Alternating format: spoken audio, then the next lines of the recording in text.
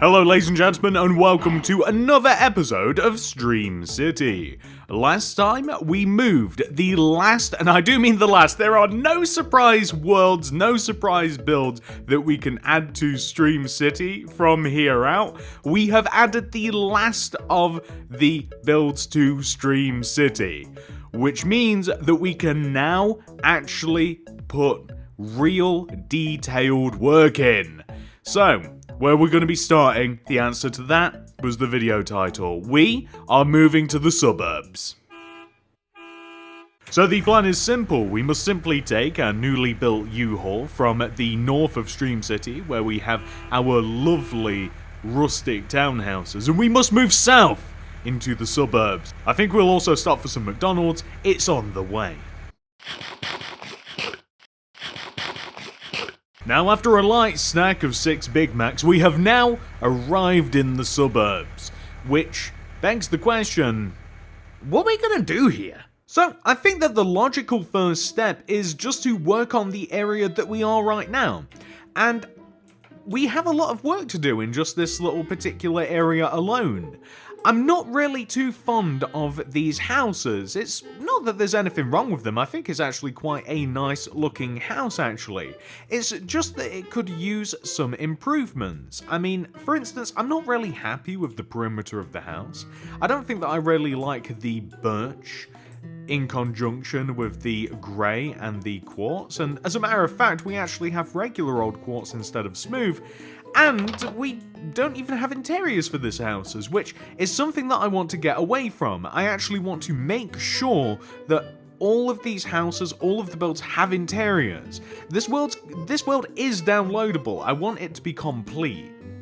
Step 1, we have to segment the house into different rooms. The easiest way to do this is first of all to give it just a second floor. That already does literally half of our job.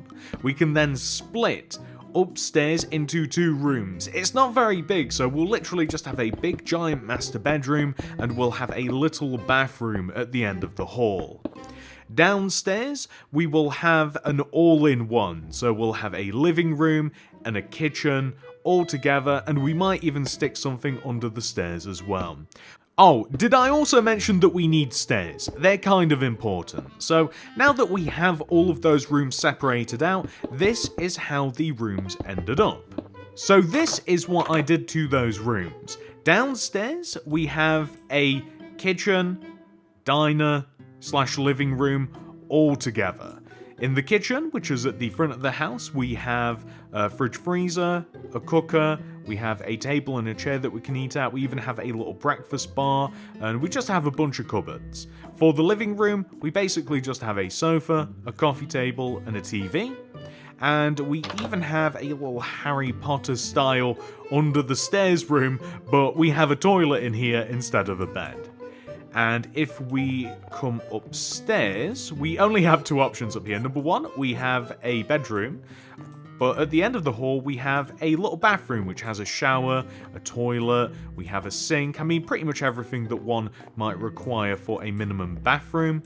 And for the master bedroom, I actually have it laid out really messily. I'm not really sure that I want to keep it this way, but we have a wardrobe, a little desk, a little chair next to it, some shelves, some bookshelves. We also have a bed, and we have a TV suspended from the ceiling at the end of the bed. So this probably just needs shuffling around for my liking, but I'm happy with it for now. Which leads us to the outside. So for the outsides of these, we're going to keep it simple. First of all, I just had to fix a little bit of a mess that I made earlier with World Edit. Then I tried to simply change all of the regular quartz stairs to smooth quartz stairs. However, you may have saw how that turned out. The nuance of upside down stairs is apparently lost on World Edit, so it's okay, we can still just do it all manually. All of the regular quartz got turned into smooth quartz. I just like the effect a little bit better, but it actually doesn't matter that much at all. So just a little bit grueling to get it all done, make sure that all of the upside down stairs are there. I changed the back porch, I also changed the window. I added an additional window on the side of the build next to the landing. Some flowers out of the back, planted a little bit of podzol under there as well.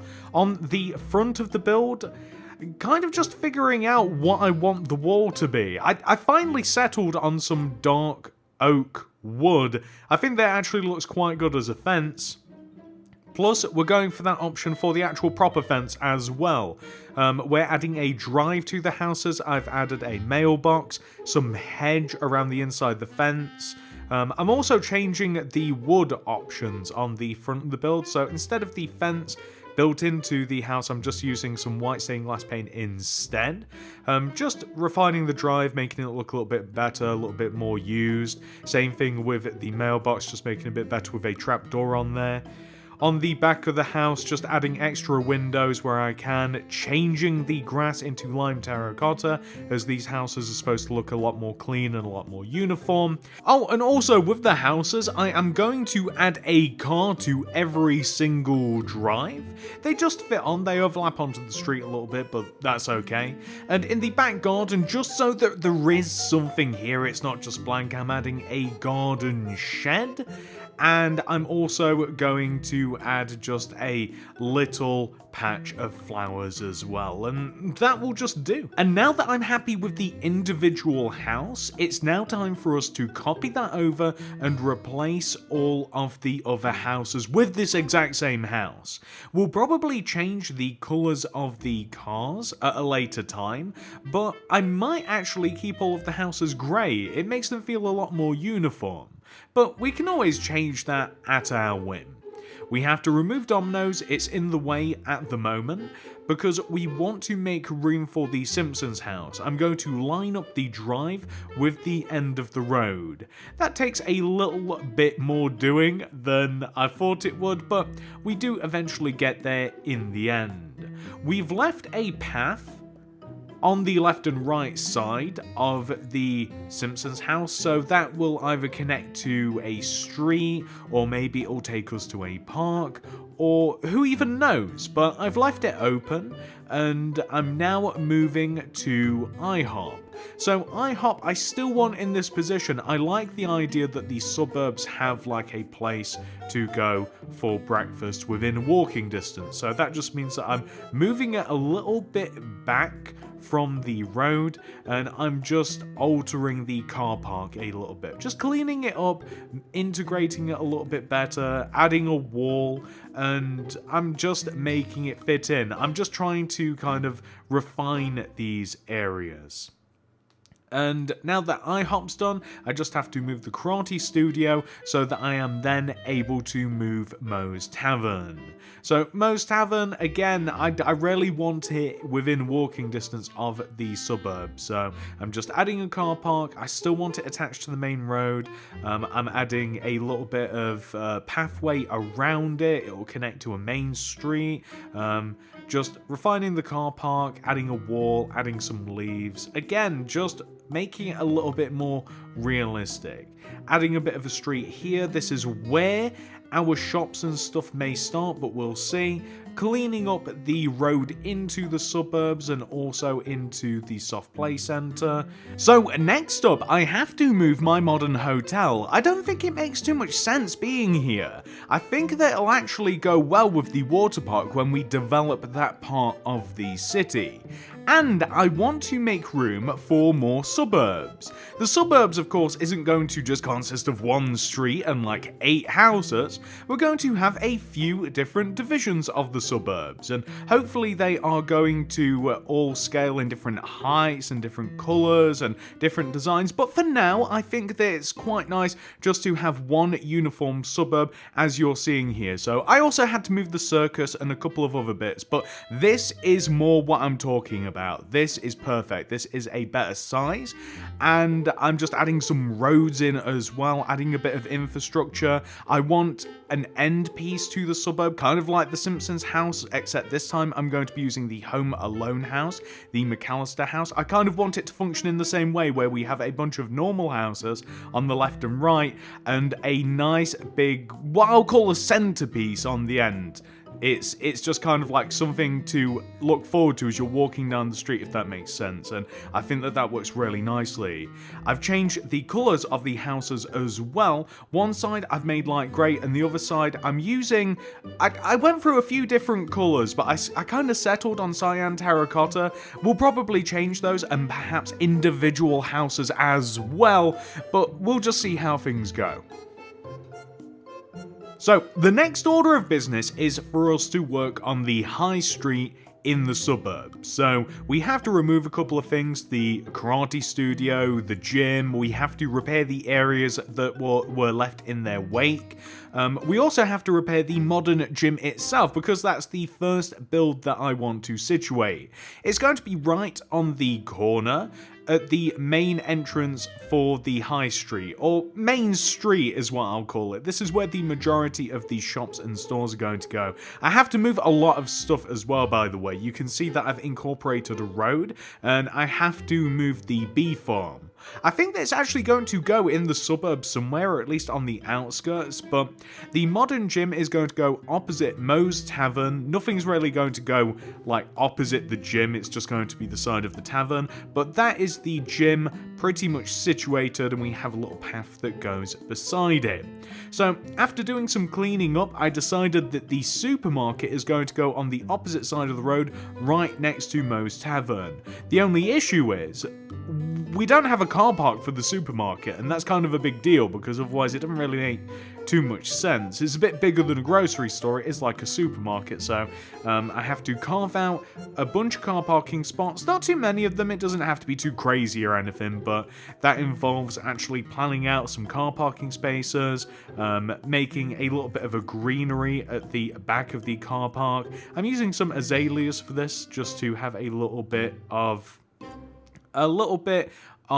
difference from what I usually would do. I have to move a bunch of builds again. Those will be coming back eventually, but I had to expand the car park, add an in and an out, and also not not the fast food restaurant, although I could add that here actually, but we're adding a brick wall, and we're also just going to reinforce like the back walls of these gardens, just so that everything kind of just flows together. It makes more sense. I want this to be refined, I want it to be detailed, and I think that that looks really good. We're off to a really good start here. Next up, I realised that the suburbs doesn't have a coffee shop, which is a big oops. So, we have now added Costa Coffee to the suburbs, which seems like a really good fit. If any particular brand was going to be here, it'd probably be Costa. So, after renovating Costa a little bit, I had to replace the drive-thru and add a couple of item frames and kind of just reinforce the wall. I just went with some bricks and some upside-down brick stairs just to make it look a little bit better. I'm making sure to maintain pathways around everywhere as well, especially with builds that kind of need it. So there needs to be a bit of separation between the gym and Costa. I realised that Costa would also probably have a car park, but I also realised that the suburbs would probably have its own dedicated random car park as well that wasn't associated with a particular build. So you know how like the supermarket now has its own car park, which is all fine and well, but I figured that there probably would be a general car park. So after doing that, I grabbed the church and the graveyard. This is actually going to require quite a bit of work, and I'm not sure it's going to be in this position. So currently it is residing next to the Simpsons house, and there's a little bit of a walkthrough from the Simpsons house to the church. However, now we have a graveyard which is now twice as big residing next to the Simpsons house. I don't know if that's a good fit or if it's just absolutely fine, but I don't quite know. We've now given ourselves kind of like a more abstract shape though, to instead of just making like a big giant grid out of the suburbs and the city, like we've got a bit more of an intricate design, which I definitely appreciate. I decided to spin around the secondary graveyard, attach it in this way, and at a later point in time I will refine it and make it look a lot better, but I just kind of wanted to lay the groundwork. Once again, pathways leading everywhere. We can cut through the suburbs into what is going to be kind of like a little square, and and we are also adding the milkshake shop next to the church. I don't know if this is a bit inappropriate or not, or whether it's just fine here. It might be okay. We're leaving a little bit of a gap just so that we can walk around it, but I mean, what else would we put next to the church if not a milkshake store? I don't know. So the milkshake store is getting nicely integrated, and what better to put next to a place that will certainly destroy your teeth than a place that can save your teeth. So I'm adding a dentist next to it, and you might be able to see what I was talking about earlier now. We're not just having like straight streets in a grid laid out fashion. I want it to be much more explorable than that. I want you to have to duck around side streets and curves and bends and have to discover all of these builds by yourself rather than just kind of like having them all pre-planned out in like particular grids. If that makes any sense at all. And that is it for today's video, ladies and gentlemen. I hope that you have enjoyed it. If you have, please do consider subscribing to the channel. Click that little bell next to the subscription button. That will make sure that you get all my stuff sent directly to your sub box. You won't miss a video.